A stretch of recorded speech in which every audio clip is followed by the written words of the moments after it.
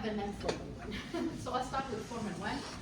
I start with, it's my honor and privilege to introduce one of the most outstanding alumni, Greg Soukup. Greg is an information security analyst at UT Health San Antonio. I hope I'm saying everything right. Where he keeps patient and research data safe by tackling cyber risks, responding to incidents, and making sure the organization stays aligned with the key security standards. He graduated with a Bachelor's of Science in Cybersecurity Systems from the University of the Incarnate Word, actually last fall, right? Correct. Last fall, so he knows exactly the program, and he can tell you a lot about what he learned maybe and how does it relate. Greg is on the day-to-day Greg's day-to-day work involves everything from digging into vulnerabilities and analysis into helping to write policies and support compliance efforts. He works behind the scenes to keep a major health organization secure, and he's part of the team that makes sure defense stay ahead about. I'm not really good about this, Greg. I'm not really good about reading all this. So let me tell you about Greg. In my opinion, Greg is one of our most shining students that I met in 2020 during our COVID actually year, in which I'm starting to learn about how to teach online, and we have all these students online. A lot of students didn't pay attention in class, they were just off camera, didn't care, but Greg has very passion and interest about the cybersecurity that I can feel and sense. And that's the one thing that I want to tell Greg that I haven't told him before.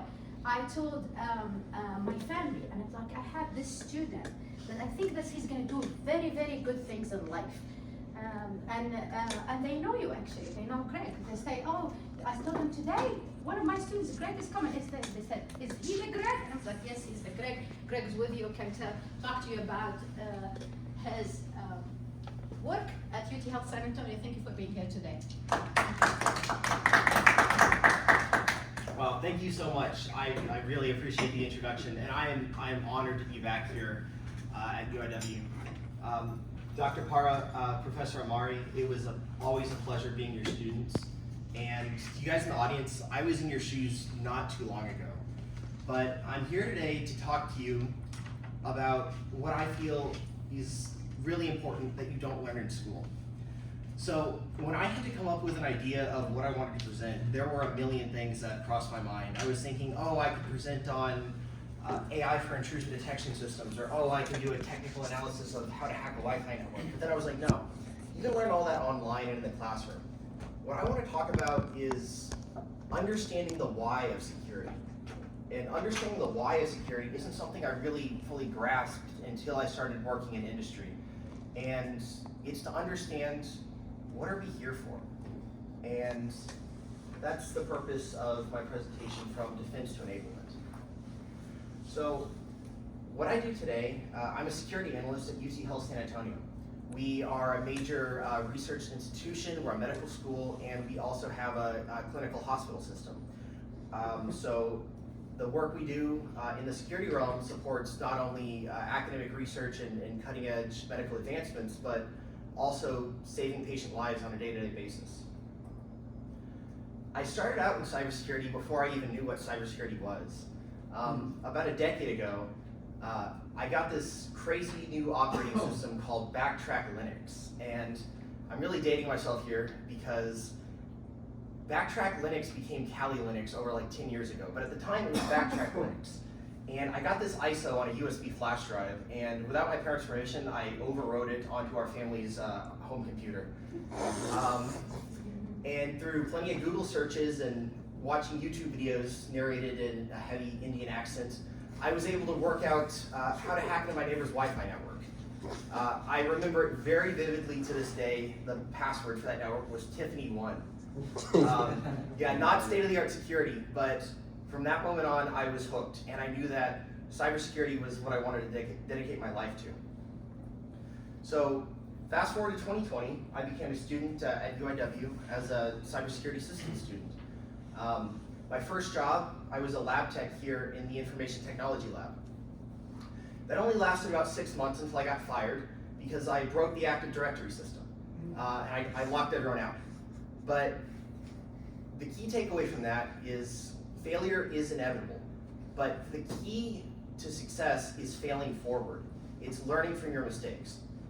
So don't be afraid of failure, because to fail and to break things is part of the process of learning. So what I always love to do is look back on the mistakes I made, learn something from them, and fail forward. I was able to fail forward into an internship with UT Health San Antonio as an information security intern. I was there for a year during my senior year here at UIW, and they liked me enough to keep me on full time, where I am today as an information security analyst. So my day-to-day tasks, I fall in the department of governance, risk, and compliance. So if you're not familiar with what governance, risk, and compliance does, we're GRC. So we look at cybersecurity from a strategic standpoint. We look at the risk that security incidents pose to an organization, and we try to mitigate the risk that the incidents pose to the organization. So instead of being all down in the technical controls, now we do work with technical controls, but we're more so there to enable the organization to go where it needs to go and to manage the risks associated with that. So I conduct risk assessments, I review policies, I rewrite policies, I work with our security engineering team to patch the vulnerabilities that we have, to manage our risk, and to implement technical controls that reduce our overall risk and improve our security posture. And then I also get to assist with incident response sometimes. That's the fun part. Well, I mean, I don't like it when incidents happen. It's never a good thing, but when they do, it can be fun to respond to them. And if I have enough downtime, I even do some malware analysis on the phishing emails that we get. I work from home, so it's pretty nice. A lot of my day-to-day is Microsoft Teams meetings, poking around in Windows Sentinel, or Microsoft Sentinel, our SIEM, looking at alerts, doing assigned tickets, which are usually risk assessments, or exemption requests or policy exemptions, and trying to prevent my cat from stepping on the power button of my computer. But there's really no point in me talking here, because AI is going to take your job, and you might as well just go home. That's wrong. And I hear that so often, that everybody's afraid of AI coming to take your job. But I'm telling you, that's not the way it is. AI isn't something to fear. Innovation isn't something to fear. AI is a tool. One of my favorite quotes from the Barbie movie is when Ken says, "Then I realized that horses are just min extenders." That's AI. AI is just an analyst extender. It amplifies the work you're able to do. It amplifies the amount of data you're able to analyze and understand. It amplifies what you're able to learn. And it just greatly amplifies your output. So it's not taking your job, it's making you better at your job if you understand how to use it. And that's the key thing. So the most important thing to know about AI, in my opinion, is how to use it. And if you can use it, you don't have to fear it. Another thing I hear often is that security is about saying no. Security slows everything down. Security hates innovation, right? But that's not true either. The purpose of security is not to say no. The purpose of security is to enable. One of my favorite things to say is yes, but. So in my job in processing exemption requests, we have certain operating policies that all the information technology infrastructure in our organization has to abide by. These policies set the guidelines for the security controls and the standards that this technology has to follow. But often, we have researchers that come to us and they say, "Hey, I need this technology to do X, Y, and Z. I know it's against the policy, but we need to do this, right? Or we need to use this data to train this AI system." And instead of saying no, what I love to say is yes, but. Yes, we can go there, but here are the controls that we need to implement to go there safely. So I look at security as being a strategic partner with your organization. It's about seeing where the organization needs to go, seeing where innovation needs to go, and then enabling them to get there safely. If you want to be good at security, you got to figure out what people need to do, and you got to help them get there, not prevent them from getting there. Help them get there safely. But if AI is not going to take your job and security is not about saying no, what really is security about? What's our role? That is defense to enablement. Security is enablement, and that is the most important thing that I've learned, not in school, but in industry. So, I want to ask a question to the audience. What is the purpose of brakes on a car? Does anybody know? Slow down and stop the vehicle. Okay, to stop the car, right? And that would be a pretty logical answer, but I have a different way of looking at it. The real reason cars have brakes is so that they can go faster safely, right? Brakes give you confidence to accelerate. Yes, they do let you slow down, but the point of a car is not to stop, right? If you just wanted to sit in one place, it would be a house, not a car. The reason cars have brakes is so they can accelerate safely and slow down when they need to. It's so you can control speed, not have to fear speed, right? Security works the same way. Security controls are like brakes on a car. We enable innovation while putting the safeguards in place so that innovation can happen safely. But innovation inherently creates risk. Another question that I have, it's more rhetorical, but why do we have cybersecurity incidents in the first place? Why do we have this whole field? Why don't we just use paper records, right? If we just use paper records, there wouldn't be electronic data breaches, there wouldn't be hacks, right? There wouldn't be ransomware. But it's not practical. In order for industry to move forward, it's essential for technology to keep pace with innovation. So our job as security is to enable innovation through managing the risks associated with it. What we use to do this is something called security controls. We have administrative controls, we have technical controls, right? But all of these things are just ways of enabling safe innovation. Security's job is basically, we're just building a safety net for the organization to move forward. I want to bring this to talk about some of the work I'm doing right now, and that involves the rollout of enterprise AI. Enterprise AI is a difficult subject, and especially for our institution, because we deal a lot with what's considered under HIPAA EPHI, which is Electronic Personal Health Information. Now, there's a lot of regulations that surround electronic personal health information, EPHI, and part of that is it must be encrypted in rest, in transit, in processing at all times, right? And it's not supposed to leave our network. But we have a lot of researchers with EPHI that are doing groundbreaking research through the use of AI systems, through the development of large language models, classification models, so on and so forth. But how do we get visibility into where the data is going, right? We need to enable this innovation, but we need to control and protect our data.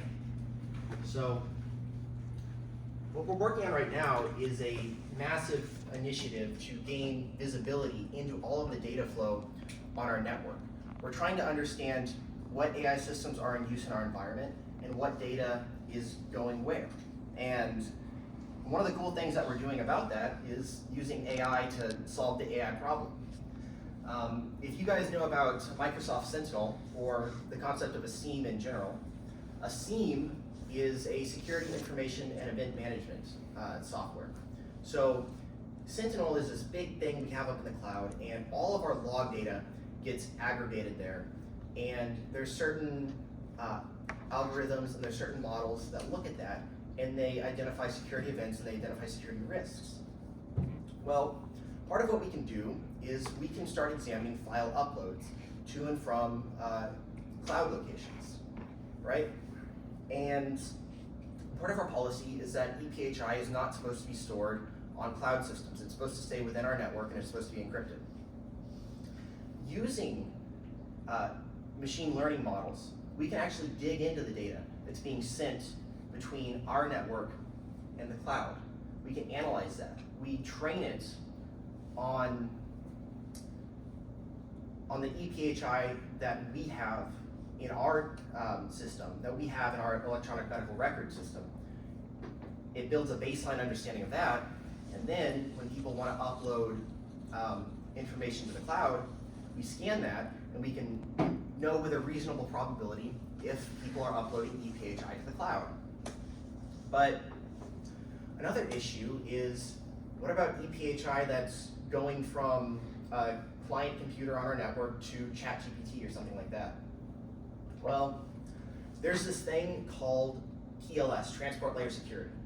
And if we want to have visibility into data that's flowing between a client and a cloud system, then we're kind of blocked by TLS, right? Because the encryption doesn't let us dig into that data.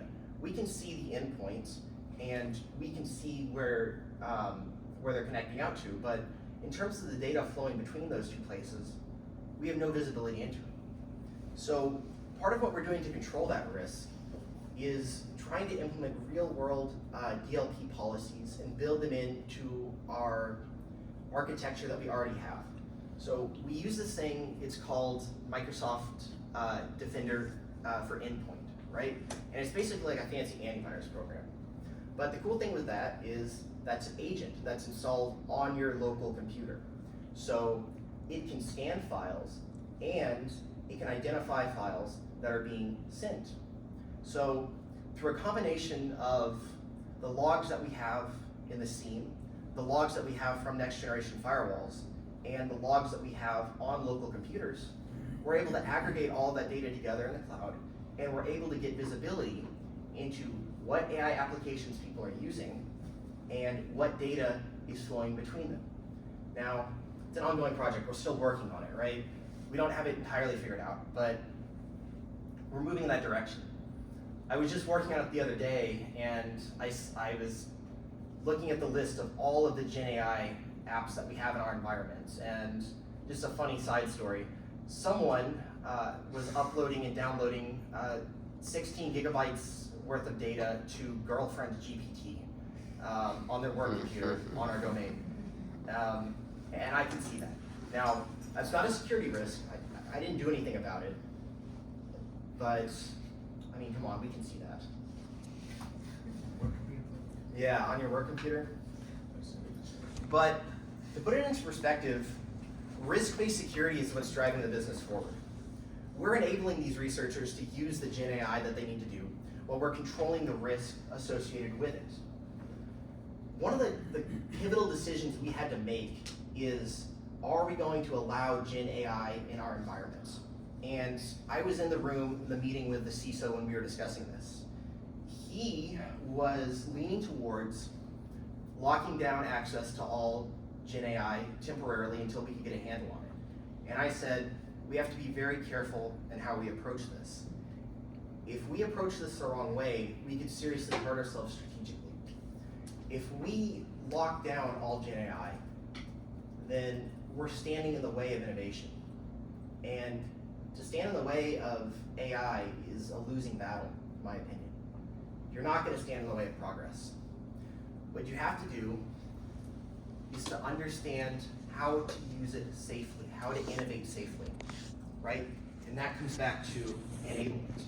Security is enablement. So what we decided is we're not going to lock it down.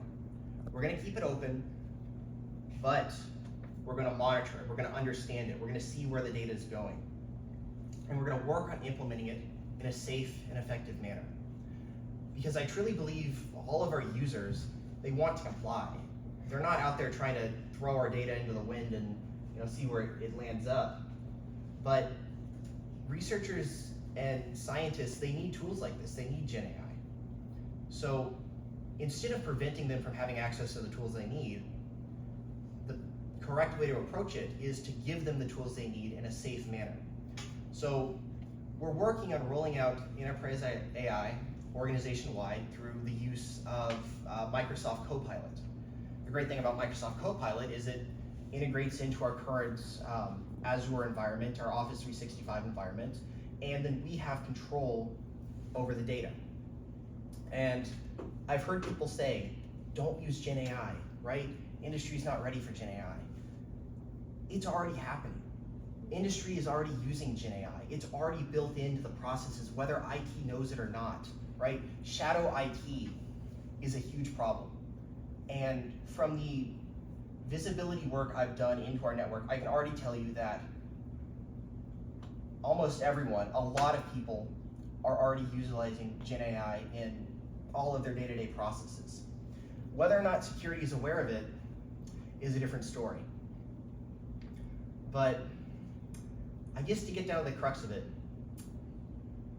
to try to stand in the way of it is not the right way to approach it. The right way to approach it is to enable it safely. And if you enable it safely, you take the initiative, right? With enterprise AI, you own the data. You control the flow of the data. The model's not trained on your data, right? So, back to the point of security versus enablement. Always be an enabler, not a blocker. A lot of the meetings I sit in, like the data acquisition, use, and release meeting on a daily basis, right? We're making security, or we're making business decisions around security. Security decisions are business decisions. It's easy to lose the forest for the trees when you're an analyst. The trees are, hey, I want to lock this thing down. I want to put security controls in place. But the forest is, where does the business need to go? So instead of trying to think, what is the absolutely most secure way to do something, right? The most secure way to do anything is to use paper files and not to have anything on the internet to begin with. But the way I would say to approach it is look at your risk to reward ratio, right? Risk is pretty simple. It's the likelihood that something's going to happen times the impact that that event would have. So start looking at security through the lens of risk. Start asking, if we allow this AI tool in our environment, right? What kind of data is going to be flowing to it? How are we going to have visibility over the data, right? Should we transfer this data? Should we give them this data, or should we not? And by making decisions based around risk, you're able to enable the business to go where it needs to go instead of blocking the innovation from moving forward. I believe the biggest risk we face today is falling behind the speed of innovation, because technology moves fast, the cutting edge moves fast, and when you start falling behind the speed of innovation, you lose competitive advantage, and then two, if you're not keeping up with it, it's still moving forward without you. Just because you don't have visibility into something doesn't mean it's not happening, right? And that's a major thing that I learned from our AI visibility initiative, right? Originally, we didn't think we had much Gen AI use in our network, in our organization, but that was completely wrong. So by gaining visibility into that, I was able to come to the really great insight that innovation moves forward with or without you. You can either move forward with it or you can get left behind. But I also want to talk, now that I've gone on my rant about keeping up with innovation and everything like that. A lot of you are cybersecurity system students, and there's probably a good deal of you that want to be a security analyst, right? So how do you do that? How do you be good at that? Well, it's not about being the smartest person in the room. And I can guarantee you I'm not. I'm not the smartest person in the room. I'm the craziest person in the room. Right? So curiosity is far more important than credentials. You can get all the degrees, you can get all the certifications you want, but degrees and certifications, they only get you so far. But truly asking why, truly understanding things on a first principles basis, that's where real learning happens. To understand how you can break a system, how a system works at its most fundamental level, right? That is, in my opinion, how you truly learn. And then think in terms of risk, right? I mean, in industry especially, thinking in terms of risk is how business operates. If you think about it, why do businesses pay for a cybersecurity department, right? We're a cost center. We don't make them any money. Businesses want to make money. So if they're throwing a bunch of money at us and we're not making any money back, why do they pay for us? It's because we reduce risk, right? And we enable them to innovate, and we enable them to move forward safely. That's the value of cybersecurity. That's the why. And then finally, build trust, right? Make connections, make relations, right? Get to know people. I would say that I see so many people, they're just on LinkedIn and they're on job boards and they're applying to 1,000 jobs, but those people, they've never seen you face to face. All of the opportunities I've had, it's because I went and I made connections with people, right? I got my internship at UT Health because of a professor here, Richard Onkinko. He was my object-oriented programming professor. And I did good work in his class, and I always would stay after and I would ask him questions and I would bug him and annoy him and tell him I needed an internship and ask him questions about programming, and eventually he referred me to UT Health. So build relationships and build trust, and having a real network of people that trust you and believe in you, that's where opportunity comes from. Also, the hacker mindset is important. Now, the hacker mindset, it's not just how am I gonna exploit something. Being a hacker isn't about being a bad guy. It's not about being malicious. It's about being creative. It's about thinking outside the box. It's about doing something that hasn't been done before. Coffee.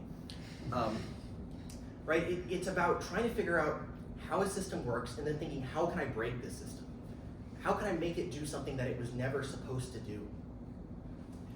That's where you can really start to learn something. That's where you can really start to innovate and push something forward. Because, sure, there's a million tutorials on how to do X, Y, and Z, but the real attackers that are out there that you're going to be facing off against when you're a security analyst, they're not following along on tutorials. They're looking at your system and they're thinking, how can I break it? How can I do something that hasn't been done to it before that they're not going to know how to defend against? That's the real threat. So think like the attacker. Be creative, be unconventional. And finally, I think you can learn anything for free on the internet, and I truly believe that. If you want to learn something, if you want to learn anything, go on Google, right? Go on GitHub and look at the code. Ask ChatGPT, right? Don't trust entirely what ChatGPT says, but it's really good at synthesizing a lot of information. You feed it 10 research papers and you tell it, all right, give me the key points and summarize these together and see how they interconnect to each other. Like, what's the relation? And it'll spit something out. And read that. So use technology to your advantage. Use Google, use ChatGPT, look at code on GitHub, write stuff on GitHub. And just use all of the information resources that are available to you. And if you do projects and you put those on your GitHub or you put those on your LinkedIn, that looks really good to hiring managers. And finally, one of the guiding principles that I attribute pretty much all of the success I've had today is the 3 circles of the hedgehog concept. And this is basically, it has nothing to do with cybersecurity, but I had to bring it up because it's something I live by and I find it so important. The 3 circles of the hedgehog concept are, what can you be the best at, what are you passionate about, and what can you make money doing? And you have to find something that's here in the middle, right? Start with passion. Truly, what are you deeply passionate about? And for me, it's cybersecurity. Then, what can you be the best at? Or what can you be uniquely talented at? What do you have a knack for? What's your strong suit, right?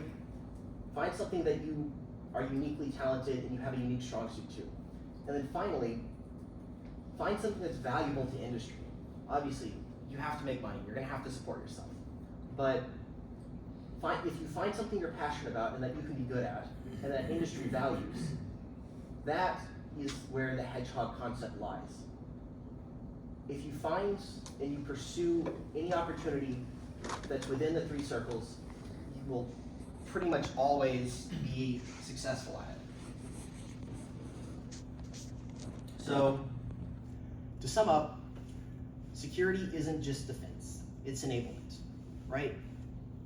Our purpose, our why, is not to say no. Our purpose is to move the business forward. It's to think in risks, not in rules. And it's to think outside the box. So my message to you is to find what excites you, master it, and align it with real world value. So be the reason innovation is possible. The future of security isn't about saying no. It's about saying, here's how we can move forward safely, strategically, and with confidence. If you can be that person, if you can be the person that enables that, then you'll always have a great career in cybersecurity. Thank you.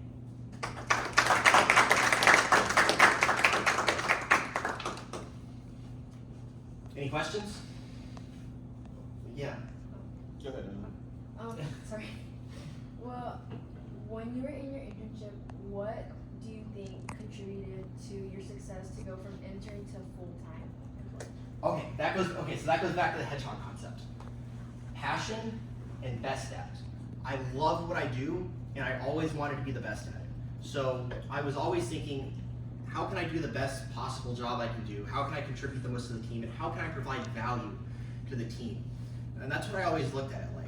I never thought of myself as an intern. I thought of myself as a security professional. And as a security professional, I was there to contribute and to provide value. And I mean, obviously, you're an intern and you have to learn, you have to ask questions, right? Don't be afraid to ask questions, right? But don't be afraid to innovate and don't be afraid to think. Just because you're an intern doesn't mean you're just there to go get coffee. Your opinion is valuable and your insights are valuable. So contribute to the team and just do the best you possibly can to provide value to the people you work with. This might be like a super basic question, but where do you go to stay up to date with like what's going on in the industry and like new threats that are emerging? Okay, that's a good question. I listen to this podcast every morning. It's called Cybersecurity Headlines. So you can get the latest cybersecurity news every morning. I just listen to that. It's like an 8-minute podcast. And they have like the up-to-date information. I listen to that like when I'm checking my emails in the morning. And then they also have a cool like a weekly series called Defense in Depth by the same people who make that podcast, where they go a lot deeper into the topics and they can break them down and stuff like that. I'm pretty sure I forced Camden to listen to it while we're driving in the car. Yeah. Yeah, I love that podcast. You can also sign up for alerts through CISA, the Cybersecurity Infrastructure and Security Agency. They provide like email alerts, threat alerts.